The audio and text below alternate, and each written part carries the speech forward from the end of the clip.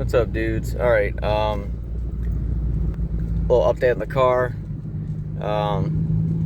Probably shouldn't have this early, but I couldn't help myself. I went ahead and did 3 hard-ass pulls, and it's 90 degrees. I mean, I had my intake temperatures down to like 102 when I did it, so it wasn't like I killed the car or anything like that. Here's my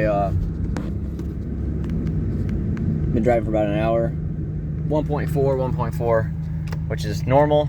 I still have that FiNOC Learn, but the FiNOC Learn is not, it's not dipping in anymore when I go into throttle like it was. I just got a 1.4 either from the AC kept on turning on or when I was banging gears. So, and I didn't go crazy. I don't go like hard from first to second anymore. I don't launch my car really anymore. I just do like when I do get up on it,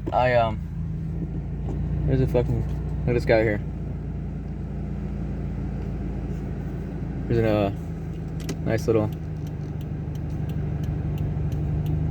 motherfucker. Didn't you wave? What kind of Subi family you, bitch? Anyways, he was an old guy too, so looked like he was like 60. So I never seen that STI before. Anyways, I do like second gear to hard third gear pulls. I don't really get up when I get up on it, but I do like a second gear pull at like 3,000 RPMs. I don't even know if that's too late. Maybe it's not, but that's just where I go from. I floor it from second gear, 3,000, and usually shift at the end of, right when I go into fourth gear, whatever fourth gear is kind of about the, I redline in third, and then as soon as I hit fourth gear, I'm in it for like a second, I let out. So it's nothing crazy. But the car felt good. I mean, it felt amazing. It felt how it did years ago. So who knows? Maybe it was the sensor mixed with the gas, or vice versa. Excuse me.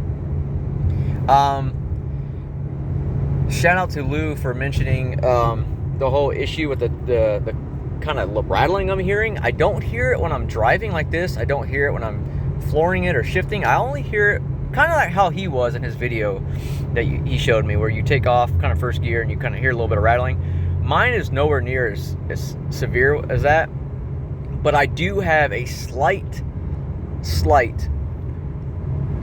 little crackle that I've never noticed before, and who knows how long that's been there.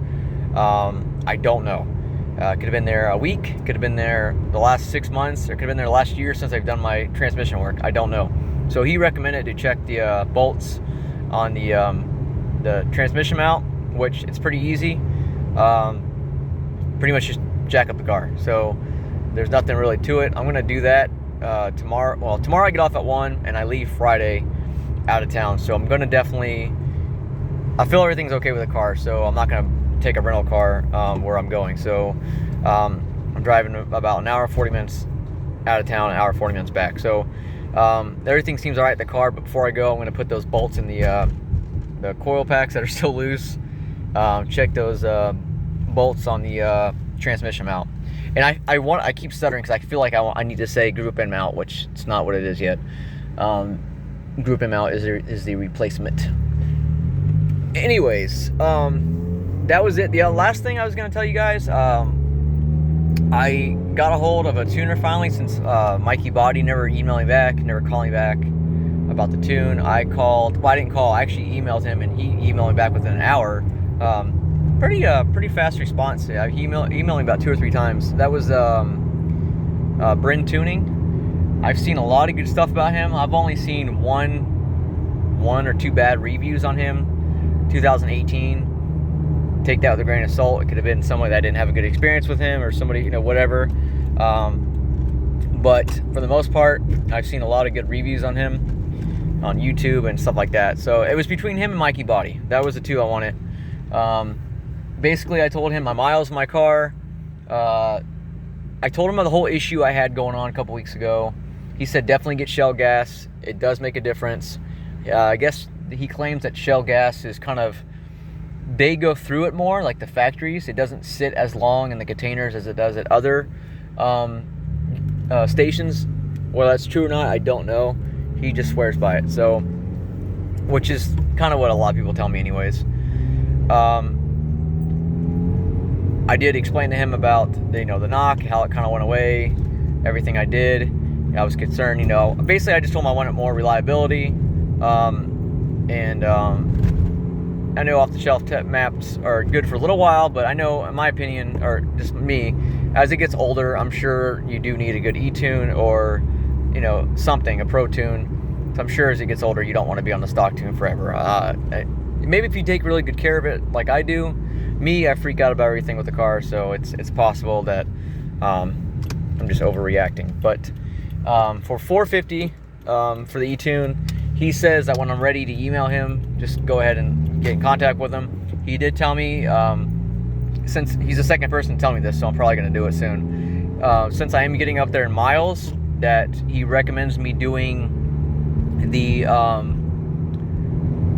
walnut blasting to get all the carbon out before I do the e-tune. He said that's a must. So I'm glad I asked that question. He said definitely do that before the e-tune. He told me that the dealership doesn't do that, but he was mistaken with that, because maybe some dealerships don't do it, but the dealership in Orlando, the one in Sanford, Orlando area that worked on my car 10 times, that had it for a month and a half when it was done,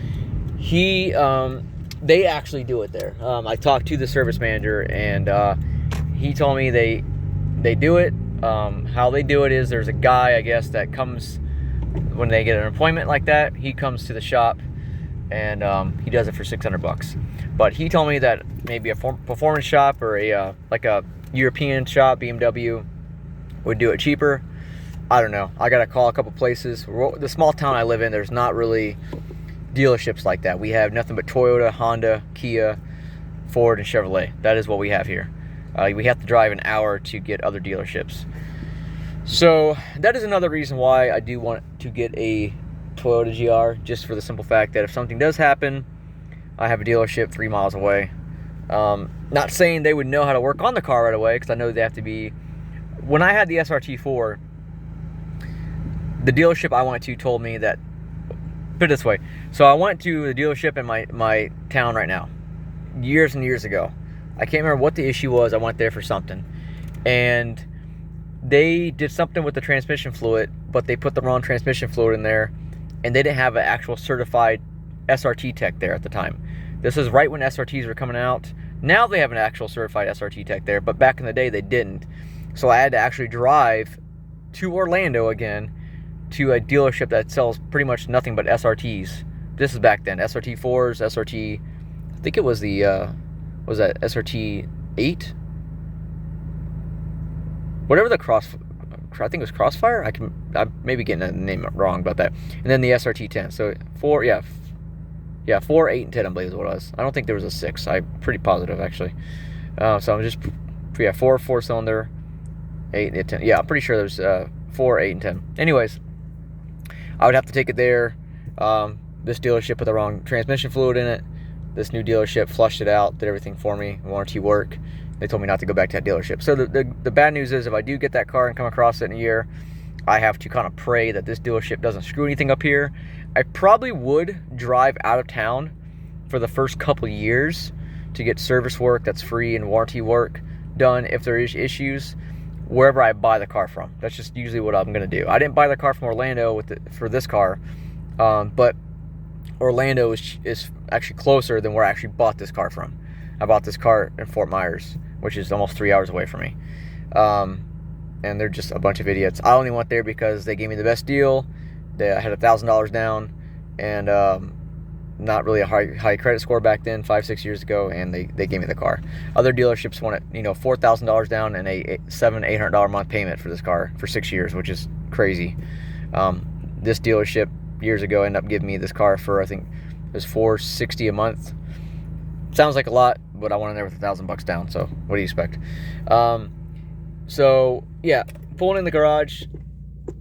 Update on the noise. I don't even hear it. That's weird. All right, well, I didn't do the noise like I wanted to. That was embarrassing. All right, well, as only good thing about this video is my car did not blow up.